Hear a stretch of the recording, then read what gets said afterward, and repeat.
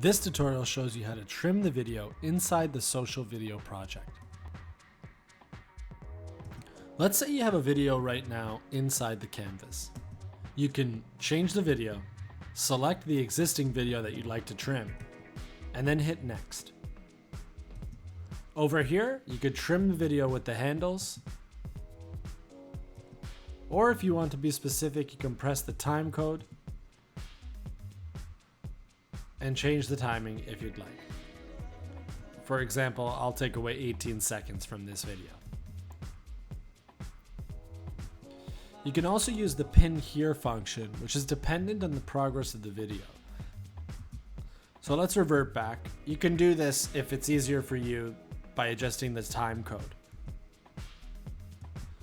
You can also use timing presets to make sure that the timing is exactly what the social media feeds require. For example, Instagram stories are 15 seconds and Facebook ads as well as Instagram posts are different lengths. You'll be able to move this around and you could select the snippet where you'd like the video to be. Once you press check mark, this will trim the video to your desired length and this will put it back into the canvas.